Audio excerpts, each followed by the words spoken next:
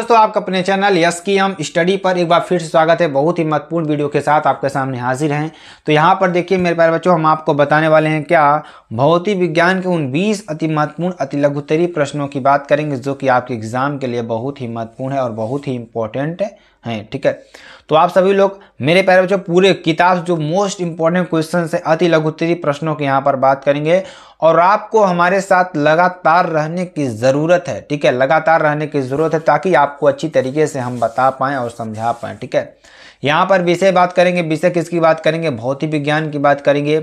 20 अति महत्वपूर्ण अति लघुत्तरीय प्रश्न की बात करेंगे। 20 अति महत्वपूर्ण अति लघुत्तरीय प्रश्न की बात करेंगे जो कि आपके 2023 बोर्ड में सभी मोस्ट इंपॉर्टेंट अति लघुत्तरीय प्रश्न होंगे जो कि एग्जाम में एग्जैक्टली आपके आने वाले हैं और आपको इसकी पीडीएफ भी मिल जाएगी। तो सारी पीडीएफ आपको कहाँ मिल जाएगी मेरे पास बच्चों? देखिए पीडीएफ आपको मिल जाएगी एसकेएम स्टडी का क्लासेस, जो आपका एसकेएम स्टडी का जो आपका ऑफिशियल टेलीग्राम चैनल है वहाँ पर आपको मिल जाएगी। ठीक है, चलिए अगला देखिए, एक समान चुंबकीय क्षेत्र से क्या तात्पर्य है? उदाहरण दीजिए। आप सभी लोग दिमाग से सोचिए, एक समान बात कर रहा है। एक समान मतलब जहां बराबर, एक तरीके से जहां बराबर की बात की जाए वहां पर एक समान का मतलब होता है। तो कहने का मतलब यही है ना मेरे प्यारे बच्चों कि एक समान चुंबकीय क्षेत्र से क्या तात्पर्य है? उदाहरण दीजिए। ठीक है, तो क्या होगा? जिस क्षेत्र में, किसमें? जिस क्षेत्र में चुंबकीय बल रेखाएं, जो चुंबकीय बल रेखाएं हैं समांतर व समदूरस्थ हों। ध्यान दीजिएगा, जिस क्षेत्र में, ध्यान इसे यहाँ समझिए आप लोग। ऐसा मान लीजिए कोई क्षेत्र जहाँ पर जो चुंबकीय क्षेत्र है उसमें क्या होगा? चुंबकीय बल रेखाएं, मान लीजिए हमारी क्या है? चुंबकीय बल रेखाएं हैं, वो क्या हों? समान हों और समान दूरी पर भी स्थित हों। तो उसे हम क्या कहेंगे? उसे हम क्या कहेंगे? वह समान चुंबकीय क्षेत्र होता है। क्या होता है? समान चुंबकीय क्षेत्र होता है। अगला देखिए, चुंबकीय घनत्व का अंतर्राष्ट्रीय पद्धति में मात्रक लिखिए। किसका? चुंबकीय घनत्व का अंतर्राष्ट्रीय पद्धति में मात्रक लिखिए। तो चुंबकीय फ्लक्स घनत्व का एसआई मात्रक वेबर प्रति मीटर स्क्वायर अथवा न्यूटन प्रति एम्पीयर मीटर होता है। जो चुंबकीय फ्लक्स घनत्व का जो एसआई मात्रक होता है वह वेबर प्रति मीटर स्क्वायर अथवा न्यूटन प्रति एम्पीयर मीटर होता है। ठीक है, धारामापी में लोहे की क्रोड का क्या लाभ होता है? तो धारामापी आप सभी लोग जानते हैं जिसमें हम करंट का मापन करते हैं। तो उसमें मेरे प्यारे बच्चों, उसमें लोहे की क्रोड जो होती, लोहे की क्रोड जो होती है उसका क्या लाभ है, उसका क्या कार्य होता है, वो सारी चीज़ें आपको यहाँ पर बताना है। तो देखिए इसमें क्या होता है, इसमें चुंबकीय क्षेत्र की तीव्रता क्या होती है? बढ़ जाती है। इसमें क्या होती है? जो चुंबकीय क्षेत्र की तीव्रता है वह बढ़ जाती है तथा चुंबकीय बल रेखाएं ध्रुव खंडों के बीच, जो चुंबकीय बल रेखाएं हैं वह क्या होती हैं? ध्रुव खंडों के बीच केंद्रीय बिंदु की ओर जाती हैं। किसकी ओर जाती है? केंद्रीय बिंदु की ओर जाती हैं। तो ये मोटे तौर पर बहुत ही इंपॉर्टेंट आपके लिए है मेरे प्यारे बच्चों और आपको अच्छी तरीके से समझना होगा, बताना होगा। देखिए अगर हम आपको अच्छी तरीके से ज्ञान यहाँ पर दे पा रहे हैं ना मेरे प्यारे बच्चों, आप समझ लीजिए आपके लिए यह वीडियो बहुत ही इंपॉर्टेंट होने वाली है। तो आप सभी को बस हमारे साथ जुड़े रहने की ज़रूरत है, अच्छी तरीके से समझते रहने की ज़रूरत है। ठीक है, तो आगे देखिए क्या हो जाएगा। अगला क्वेश्चन देखिए, इसका कार्य क्या है इसके बारे में बता देते। चुंबकीय क्षेत्र की तीव्रता बढ़ जाती है, इससे क्या होता है? इससे क्या होगा? चुंबकीय क्षेत्र की तीव्रता बढ़ जाएगी और जो बल रेखाएं हैं वो ध्रुव खंडों के बीच केंद्रीय बिंदु की ओर जाती हैं। किनके बीच? ध्रुव खंडों के बीच केंद्रीय बिंदु की ओर जाती हैं। ठीक है, आपके लिए हो जाए। अगला देखिए क्या है, चल कुंडली धारामापी की कुंडली क्यों घूमती है? किसकी? चल कुंडली धारामापी की कुंडली क्यों घूमती है? तो जो हमारा चल कुंडली धारामापी है उसकी कुंडली क्यों घूमती है यहाँ पे आपको बताना है। ठीक है, तो कुंडली में धारा प्रवाहित करने पर, किसमें? कुंडली में धारा प्रवाहित करने पर एक बलयुग्म कार्य करता है। क्या करता है? एक बलयुग्म कार्य करता है जिसके कारण क्या होती है? कुंडली हमारी क्या होती है? घूमती है। ठीक है, तो जिस कारण क्या होता है? कुंडली हमारी क्या होती है? घूमती है। ठीक है, ये आप क्या क्वेश्चन समझ चलिए अगला क्वेश्चन देखिए हम आपको बताते हैं। तो ये सारे क्वेश्चंस आपके लिए बहुत ही इंपॉर्टेंट है मेरे प्यारे बच्चों और आपको अच्छी तरीके से समझना भी होगा और अच्छी तरीके से करना भी होगा। ठीक है, ताकि आपको एग्जाम में अच्छा से अच्छा नंबर मिल सके। ठीक है, चुंबकीय द्विध्रुव आघूर्ण का सूत्र लिखिए। किसका? चुंबकीय द्विध्रुव आघूर्ण का सूत्र आपको बताना है। ठीक है। या इसके बाद एक क्वेश्चन और है ऊपर, चुंबकीय आघूर्ण, ठीक है, किसका, चुंबकीय आघूर्ण सदिश राशि। चुंबकीय आघूर्ण क्या है, सदिश राशि अथवा अदिश राशि, ये आपको बताना है। जो चुंबकीय आघूर्ण है वह सदिश राशि है अथवा अदिश राशि है। तो सभी को बताना है कि चुंबकीय जो आघूर्ण है वह सदिश राशि है अथवा अदिश राशि है। तो चुंबकीय आघूर्ण क्या है, एक सदिश राशि है। क्या है, एक सदिश राशि है। अगला देखिए, चुंबकीय द्विध्रुव आघूर्ण का सूत्र लिखिए। किसका, चुंबकीय द्विध्रुव आघूर्ण का सूत्र आपको लिखना है। तो यम बराबर क्या हो जाएगा, यन आई ए। क्या हो जाएगा, यम बराबर यन आई ए हो जाएगा। जहां यन क्या है, कुंडली में फेरों की संख्या है। यन क्या है मेरे पास बच्चों, कुंडली में फेरों की संख्या है। आई क्या है, प्रवाहित धारा है। ए क्या है, अनुप्रस्थ काट का क्षेत्रफल है। क्या है, अनुप्रस्थ काट का क्षेत्रफल है। ठीक है, ये आपके लिए हो जाएगा। तो सिंपल सी एक परिभाषा है आपके लिए जो कि वेरी वेरी मोस्ट इंपॉर्टेंट है। तो आप सभी को इसको अच्छी तरीके से कर लेना है। ठीक है, अगला देखिए जो कि आपके लिए बहुत ही इंपॉर्टेंट और बहुत ही महत्वपूर्ण है मेरे प्यारे बच्चों, तो आप सभी को अच्छी तरीके से समझना होगा। क्या है, देखिए, चल कुंडली धारामापी की धारा सुग्राहिता का व्यंजक लिखिए। किसका, चल कुंडली धारामापी की धारा सुग्राहिता का व्यंजक लिखिए। ठीक है, तो ध्यान दीजिए क्या हो जाएगा, धारामापी की धारा सुग्राहिता। किसकी, धारामापी की धारा सुग्राहिता क्या हो जाएगी, ध्यान दीजिएगा। ठीक है, तो यहाँ पर ध्यान दीजिएगा, यह कुंडली में प्रवाहित प्रति एकांक धारा के लिए किसका होता है, यह कुंडली में प्रवाहित प्रति एकांक धारा के लिए उत्पन्न विक्षेप के बराबर होती है। क्या होती है, उत्पन्न विक्षेप के बराबर होती है। ठीक है, और धारा सुग्राहिता आई बराबर फाई अपान आई। जो धारा सुग्राहिता आई बराबर होगी क्या होगी, फाई अपान आई होगी। तो बराबर क्या हो जाएगा, एन ए बी अपान सी। क्या हो जाएगा, N A B upon C. N क्या है, कुंडली में फेरों की संख्या है। ए क्या है, अनुप्रस्थ काट का क्षेत्रफल है। बी क्या है, चुंबकीय क्षेत्र है। तथा सी क्या है, मरोड़ दृढ़ता है। क्या है, मरोड़ दृढ़ता है। ठीक है, चलिए आगे आपको बताते हैं। अगला क्वेश्चन देखिए क्या है, चुंबकीय द्विध्रुव के दो उदाहरण लिख दीजिए। किसके, चुंबकीय द्विध्रुव के दो उदाहरण दीजिए। धारावाहिक कुंडली या दंड चुंबक। ठीक है, तो परमाणु में परिक्रमण करने वाले जो परमाणु होता है उसमें परिक्रमण करने वाले इलेक्ट्रॉनों के लिए चुंबकीय द्विध्रुव आघूर्ण का सूत्र आपको लिखना है। प्रयुक्त संकेतों का अर्थ आपको बताना है। ठीक है, तो क्या हो जाएगा, परमाणु में परिक्रमण करने वाले इलेक्ट्रॉन का जो चुंबकीय द्विध्रुव आघूर्ण है एम बराबर EV/2। क्या हो जाएगा, EV/2। V इक्वल टू क्या हो जाएगा, इलेक्ट्रॉन का वेग।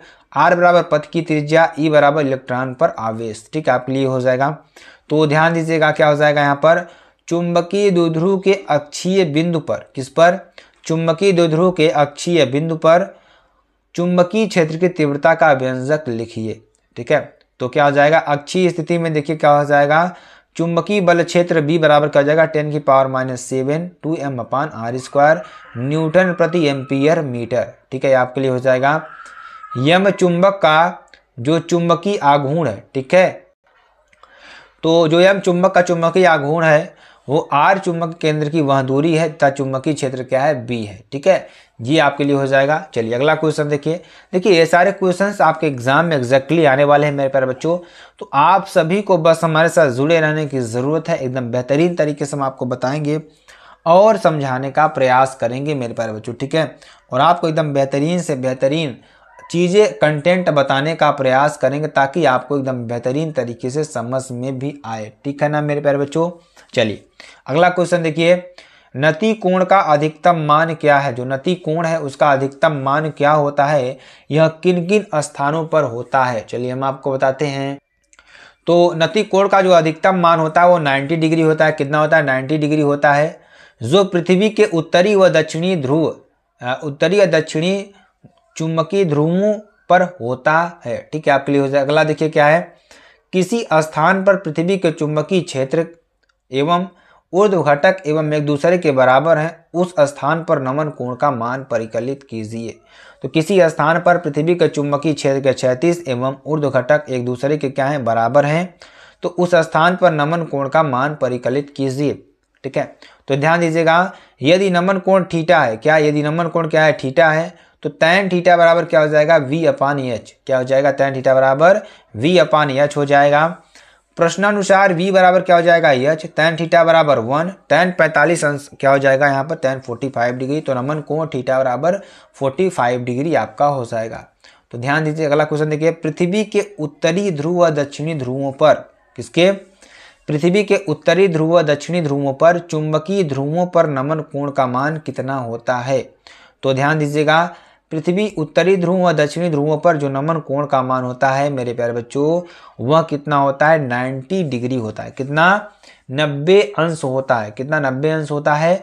और चुंबकीय सुई ऊर्ध्वाधर खड़ी हो जाती है। चुंबकीय सुई होती है ना मेरे प्यारे बच्चों, वो ऊर्ध्वाधर क्या हो जाती है, खड़ी हो जाती है। ठीक है। और देखिए अगला देखिए, द्विपात कोण से क्या तात्पर्य है, किससे, द्विपात कोण से क्या तात्पर्य है। ठीक है।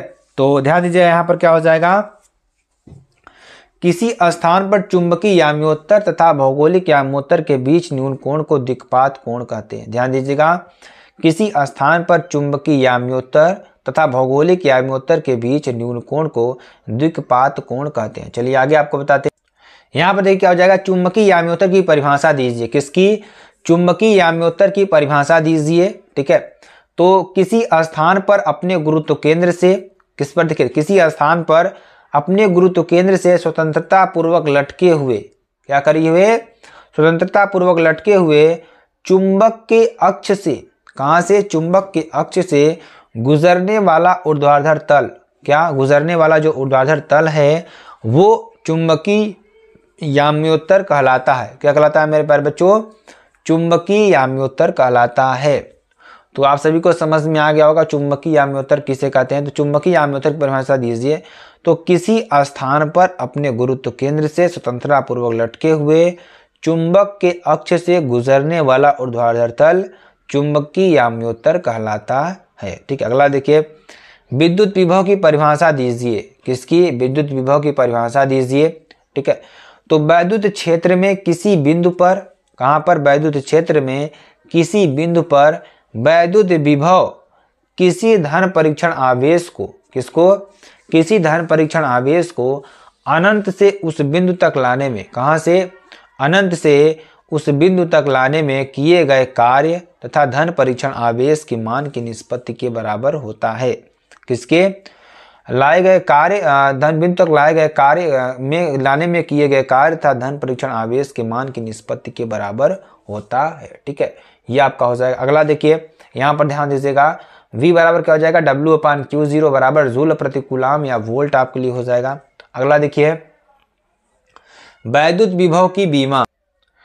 तो यहाँ पर देखिए अगला क्या हो जाएगा, किसी माध्यम में परावैद्युतांक से क्या तात्पर्य है। किससे, किसी माध्यम में परावैद्युतांक से क्या तात्पर्य है। ठीक है। तो चलिए इसके बारे में, उससे पहले एक क्वेश्चन आपका ऊपर भी है जो कि आपके लिए वेरी वेरी मोस्ट इंपॉर्टेंट है। ठीक है। तो वैद्युत विभव की परिभाषा दीजिए। किसकी, वैद्युत विभव की परिभाषा दीजिए तथा इसकी बीमा लिखिए। ठीक है। तो वैद्युत क्षेत्र में किसी बिंदु पर, कहां पर, वैद्युत क्षेत्र में किसी बिंदु पर वैद्युत विभव किसी धन परीक्षण आवेश को अनंत से, मान लीजिए कोई मार का है, वैद्युत क्षेत्र में किसी बिंदु पर वैद्युत विभव जो होता है किसी धन परीक्षण आवेश को अनंत से उस बिंदु तक लाने में, कहां से, अनंत से उस बिंदु तक लाने में किए गए कार्य तथा धन परीक्षण आवेश की मान की निष्पत्ति के बराबर होता है। ठीक है। तो B बराबर क्या हो जाएगा, W/Q0, जिसे आपके कहते हैं जूल प्रति कूलाम या वोल्ट कहते हैं। ठीक है। ये आपके लिए हो जाएगा। अगला देखिए क्या है, जो कि आपके लिए बहुत ही इंपॉर्टेंट है, बहुत ही महत्वपूर्ण है। ठीक है। किसी माध्यम के परावैद्युतांक से आपका क्या तात्पर्य है। किसी माध्यम के परावैद्युतांक से क्या तात्पर्य है, इसका आपको बताना है।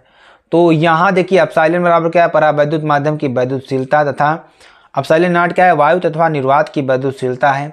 इसका मान माध्यम की प्रकृति पर निर्भर करता है। जिसका मान है वह माध्यम की प्रकृति पर निर्भर करता है और यह एक बीमाहीन राशि है। क्या है, बीमाहीन राशि है। अथवा यहाँ पर देखिए क्या हो जाएगा, किसी माध्यम का परावैद्युतांक उस माध्यम से युक्त संधारित्र तथा उसी आकार के निर्वात की संधारित्र की धारिता का अनुपात होता है।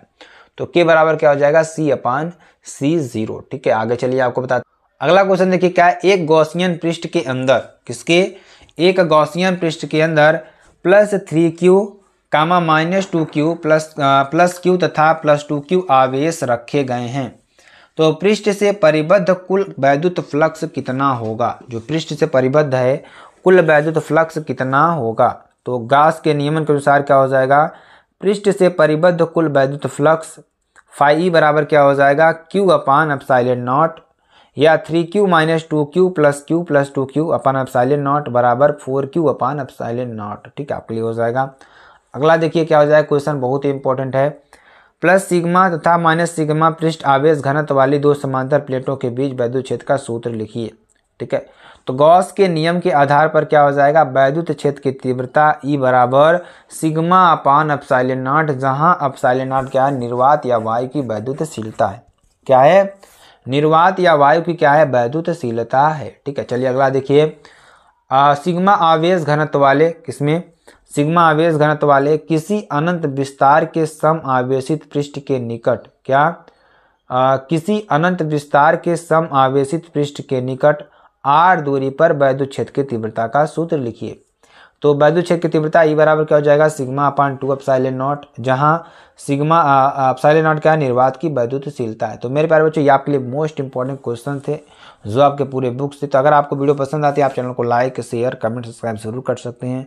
फिर मिलते हैं नेक्स्ट वीडियो में नए टॉपिक के साथ। तब तक के लिए जय हिंद जय भारत।